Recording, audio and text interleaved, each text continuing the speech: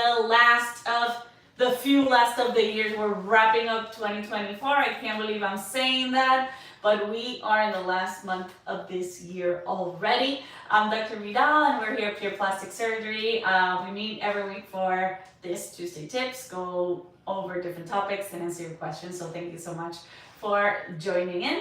And we're doing a wrap up for the last 3 Tuesday Tips of the year. This is the first one, and then the following 2 weeks we'll be doing this in different topics. I'm going to start the wrap up with the massive weight loss procedures. You guys have been following me. I do a fair amount of massive weight loss patients. I love and enjoy this surgery very much because I identify with my patients, and I think that this group of people are one of the strongest and highly motivated people that have taken control of their lives and turned it around, and they're inspiring. So I really enjoy being part of their journey, and I really appreciate and very grateful for everyone that gives me the opportunity to help them achieve their goals and get to where they want to be. So I wanted to share basically the most comments of the massive weight loss surgeries I did this year, and go over some before and afters, so I can show you guys some of the results that I've had for this year, and excited to get to the next year that I've had. I have a lot of patients already scheduled for next year in this patient population, so I'm super excited to get to work on your stories as well.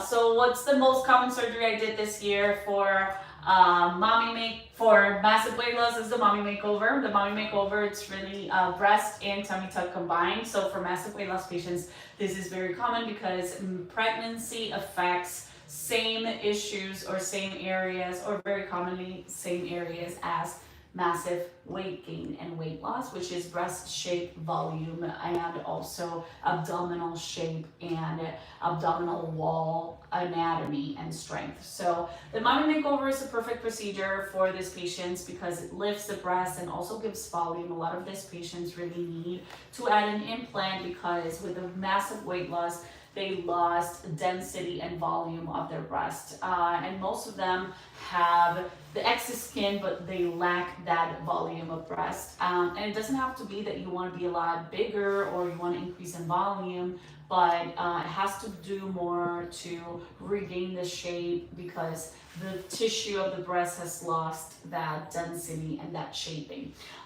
So the most common one was mommy makeovers. The most common add-on in massive weight loss patients for a mommy makeover is the brachioplasty, which turns the surgery in what we call here at Pure the trifecta perfecta. We call it trifecta because it's 3 procedures that we can safely combine in one, and I do it very, very commonly.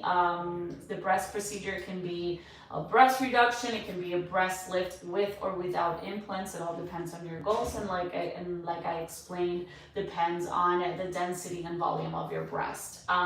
The brachioplasty, sometimes we can combine it or we can include it to also excise the lateral chest tissue, and that way we can do an extended brachioplasty. A lot of massive weight loss patients not only have the excess skin in the arm, but they also have excess skin in the lateral chest area.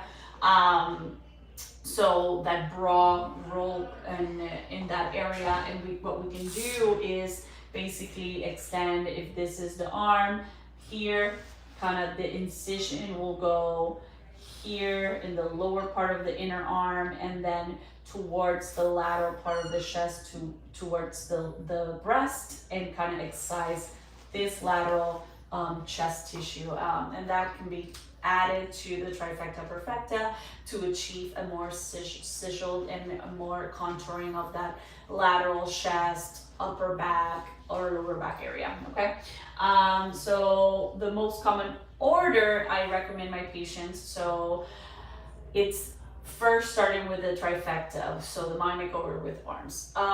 So in massive weight loss patients, the reality is, especially if you lost more than 100 pounds, The reality is that the excess skin is not only going to be in the front of your torso. You may have excess skin in different areas: the arms, the thighs, the back, the abdomen, the breast, or the chest in males. And it is sometimes it's not safe to combine all of these procedures. We're talking about longer anesthesia times, need for hospitalization, increased risk of wound healing problems, infections, increased risk of blood clots, pulmonary embolism, DVTs, or deep vein thrombosis. So it is not safe to do all at once, even though a lot of patients are like, just want to get this one surgery and done. You're compromising your health, you're compromising your results as well, because you won't be able to recover and focus on one area to recover another, and you may compromise your results trying to. So the approach that I have for the majority of patients is to start with a trifecta. Why? Because it's really an impactful surgery when you are transforming the entire front of a person. You're getting rid of that excess skin in the arms, reshaping the breast and the tummy. And I'll show you in the results part some examples of what I mean by this. Once we heal from the front, then we can go ahead and start working on the back. So that's basically the order that I like usually. Again, every case is very different, and in the initial consultation, I will give you my recommendation regarding which order is best for you specifically, because the genetic distribution of the fat and excess skin is very different from patient to patient. So this may vary, but in general, I recommend the trifecta first. Second, everything is healed, so we can work on the back. Why? Because you're going to be laying on your front, so everything on the front needs to be well healed, so you're not in pain while recovering from the back, trying to lay on your breast and your tummy. So at least 3 months. Better is to wait at least 6 months, so you have everything healed and you can tolerate being on your chest for the recovery of the back. And what are the options for the back? The back has different options depending on where is that excess skin. If the excess skin is more towards the back, then an upper back lift or a broad line back lift is the best alternative for this patient. And that can be combined with full liposuction of the back, lipo 180. I even did on one patient, the upper back lift, lipo 180 of the back, and then fat transfer to the buttock and hip area. So that is an option as well, just focusing on the entire back. In other patients that don't have a lot of excess skin in the upper back, and have more on the lower back and droopiness of the buttock, then we can do a lower body lift. The incision goes just above the buttock, and basically that surgery lifts the buttock and removes that excess skin that sags, and I'll show you some pictures about this as well. And that surgery can be combined as well with lipo 180 of the back and transferring to the buttock and hip area. So this surgeries transform the entire silhouette. And in patients, and I'll show you an example of a patient that did the trifecta first and then came back for the back, you can then kind of complete that 360 transformation to kind of match the front to the back. But it's the safest way to do it separately. I think it's a lot of surgery, and the recovery and the complications are too high. And then we can deal with the thighs. Why the thighs? I have patients, I remember one patient is like, I don't care about all the excess skin here. I just can't with the thighs. I love being in the beach. I have a boat. I love being in my boat, and I can't wear shorts. Unfortunately, when the entire skin of your torso is sagging, it's going to put tension and pressure on the thigh incision. So we need to take care of the torso first, okay? It's better to lift. We can even do a circumferential body lift. If the focus is on the thighs, then we can just ignore the breast, ignore the upper arms, and just do a 360 circumferential body lift, and then second surgery, do the thighs, if your focus is mainly on the thighs. But I do recommend targeting the torso first before the thighs, because the thighs are going to have worse healing and problems with tension on that skin, the folds, and the edges. Okay, so the thighs, we have different options, and I'll go over when I'll show you some results. So let's show results. So the first one, it's really The most common surgery, I said a mommy makeover, but it can be a daddy do-over as well. So the DDO is a daddy do-over. It doesn't have to be, not all massive weight loss patients are women. I have massive weight loss patients that are men as well. So this patient had a daddy do-over, and he did a trifecta perfecta. So we did his chest, he had a gynecomastia from the excess skin. Is that angle good, Willie? That's perfect. And let me adjust just here. Okay. So in his case, because he had a lot of excess skin in the chest, we have to do skin excision gynecomastia.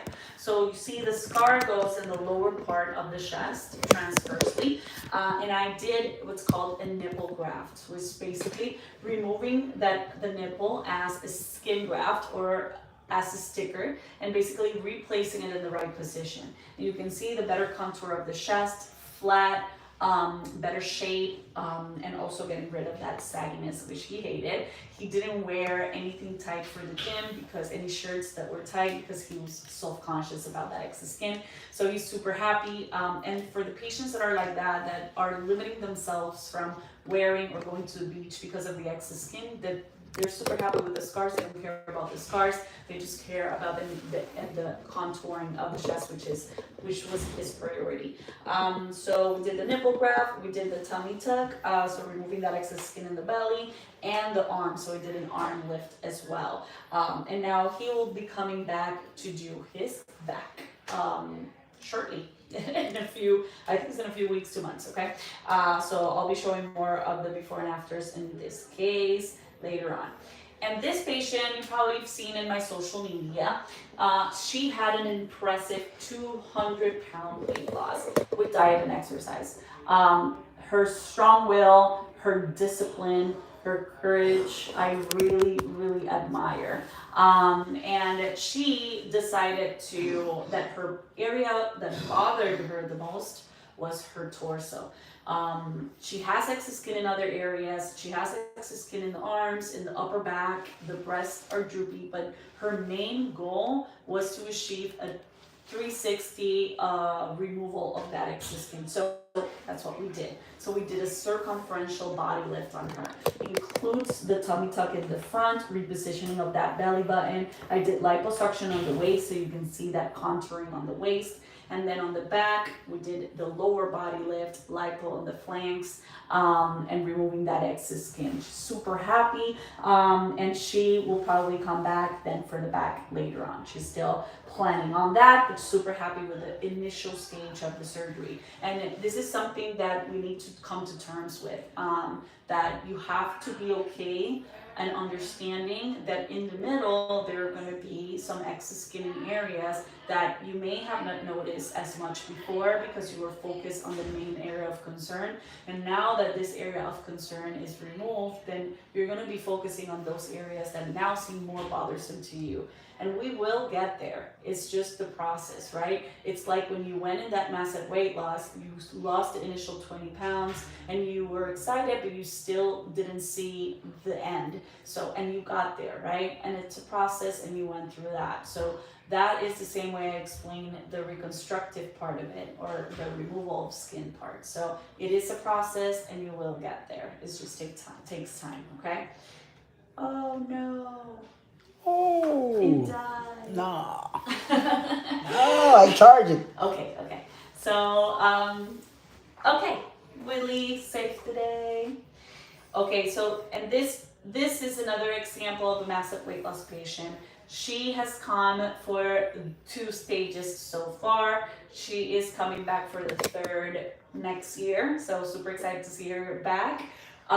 We first did the trifecta perfecta. So she wanted to get the many areas as possible on the first intervention. So we decided to do the trifecta.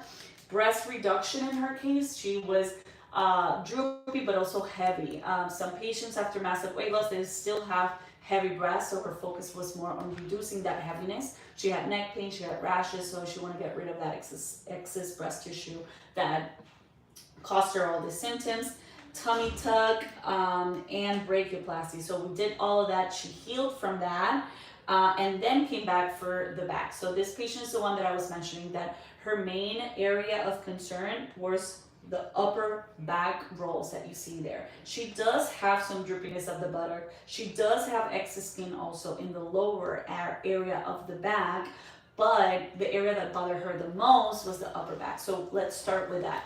We can't do both at the same time. It's too much tension. I'm pulling up in one and I'm pulling down on the other, and there's too much tension on the back incisions to do both the bra line and the lower back.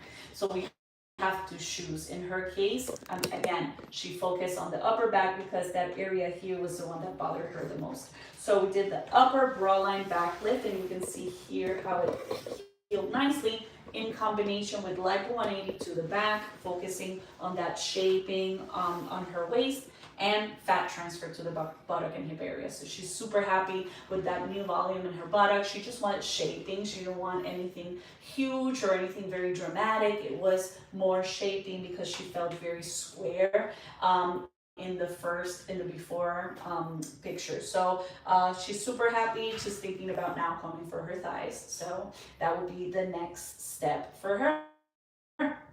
And this is an example of a now lower body lift with fat transfer. Remember the case before, it was an upper bra line back lift, lipo 180 to the back, and fat transfer to the buttock and hip. In her case, she had a little bit of rolls in the upper back, but not as much. Her main concern was the shape of the buttock. And you can see here the shape of the buttock was very boxy, and this excess skin here in the upper buttock hip area bothered her a lot. She had a BBL prior, but she, like this area, she said they couldn't empty it well. When I examined her, that is basically excess skin. So even with liposuction, you're not gonna remove all of that because it's loose skin. So we did a lower body lift, kind of lifting her buttock, lipo 180 to the back, and then fat transfer to complete that, getting rid of that area here of hip dips, flatness in the lower buttock, and reshaping that. And you can see a lot of improvement of her cellulite. She was swollen here, so this is very early post-op. You see even the tapes there, but you can see even after the swelling went down, how the cellulite improved dramatically from here to here. Cellulite has, or skin laxity in the buttock looks a lot like cellulite. That skin laxity makes those dimples look deeper and more. So after lifting, you see a big improvement in the cellulite, and you see the volume that we were able to achieve in the hips. And she's super happy with her overall shape. That she sends us a picture with the dress. I love those pictures because it shows how happy you are that you're showing your shape. So this was her goal, to try to achieve that hourglass figure, and combination of the excess skin removal with the fat transfer, we were able to get her there. Okay, and then this was another example similar to the prior one of lower body lift with fat transfer to achieve that volume. She didn't have a lot of fat, so we focused mainly on that upside down heart shape to get her more fullness in the lower aspect of the buttock, rather than projection, because we didn't have a lot of fat to give her more projection, but more shaping of the buttock. And the incision is right there, hidden in the bikini line. And thigh lifts at the end. Thigh lifts can be done on a crescent shape or hidden in the groin line, combined with liposuction. So in these two cases, we combine liposuction to the inner thigh and removing the excess skin and pulling it up, and you can see all that excess skin removed.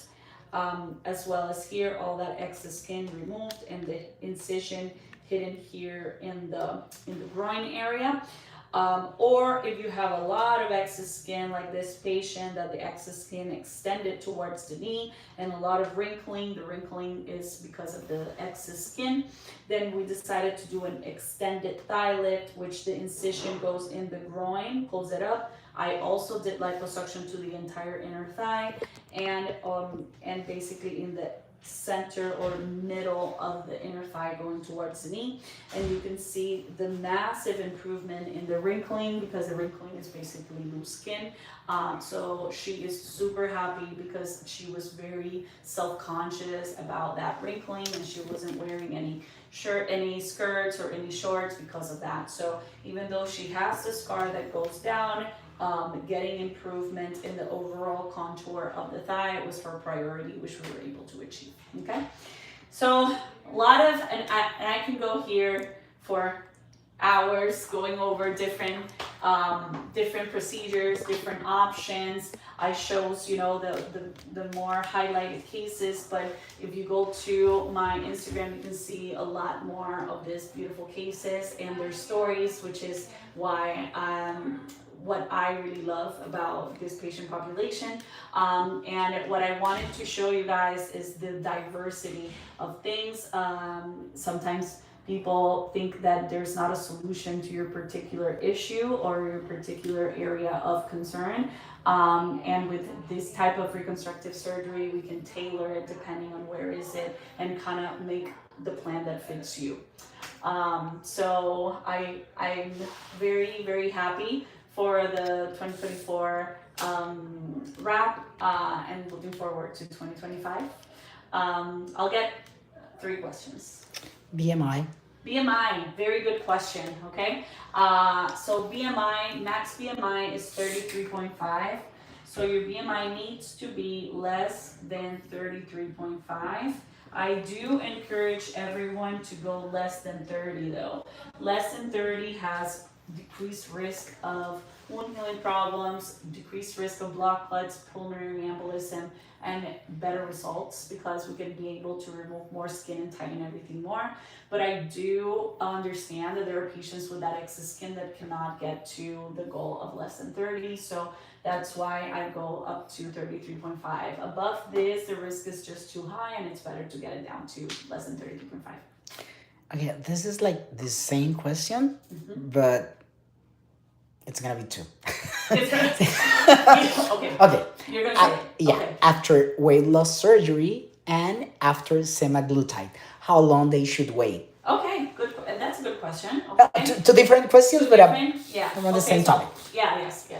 Okay, so bariatric surgery is you have to wait 1 year, okay? 1 year from surgery and 6 months of stable weight, okay? This is important because if your surgery was 2 years ago, but you're still losing weight, that is not common with bariatric procedures, but some patients experience this. You want that curve, you're gonna have, after bariatric surgery, the curve of weight loss goes very sharp, then increases a little bit, then lowers, and then stabilizes. We want to have your reconstructive plastic surgery when it's stable. If you're still fluctuating in weight, your results are gonna be altered, okay?